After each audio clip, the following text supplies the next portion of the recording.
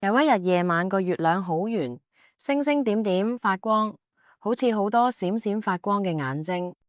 卡比響同肥貓又坐喺屋企嘅窗邊望住外面嘅夜空。卡比響突然轉過頭嚟，眼睛發光咁對住肥貓話：肥貓，我聽過喺森林深處有一個神秘嘅湖，個湖水會發光，好神奇。肥貓聽咗之後微微一笑，點點頭：好啊，我哋聽日就去探險。第二日一早，卡比響同肥貓就出發去探險。喺森林入邊，樹葉沙沙作響，好似係大自然嘅歌聲。卡比響好興奮咁跑嚟跑去，但係因為太心急，差啲就撞到一棵樹。好彩肥貓眼快，一手就拉住咗佢，笑住講：卡比響，你慢啲啦，唔好咁急。卡比響摸摸頭，尷尬咁笑咗笑，哈哈，我係太過期待啦。睇咗一段路之後，卡比響突然停低咗，指住前面嘅草叢，好奇咁問肥貓：你聽下係咪有聲啊？肥貓靜咗一陣，然後慢慢走向前，輕輕咁撥開草叢。原來係一隻兔仔，佢嚇到呆咗。肥貓細聲咁安慰佢：唔使驚，我哋係朋友。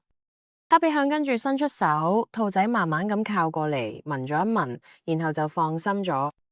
兔仔帶住卡比響同肥貓穿過一條條嘅小徑，最後去到一個隱蔽嘅地方。喺眼前嘅係一個閃閃發光嘅湖，湖水好似收埋咗好多星星。卡比響驚嘆咁講：哇，真係好神奇嘅湖啊！肥貓點點頭，望住湖面，眼中閃過一絲溫柔。係啊，呢個湖好靚，好似一個夢幻嘅世界。佢哋一齊坐喺湖邊，欣賞住閃閃發光嘅湖水。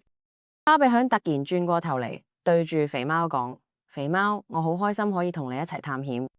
肥貓微笑，摸摸卡比響嘅頭，我亦都好開心有你呢個好朋友。最後太陽慢慢落山，天色暗咗，卡比響同肥貓就同兔仔講再見，跟住慢慢走返屋企。喺路上，卡比響對住肥貓話：下次我哋仲要去好多好多地方探險。肥貓點點頭，笑住答：好啊，我會一路同你一齊。卡比響聽咗之後，開心咁笑咗，然後兩個人慢慢離開森林嘅小徑。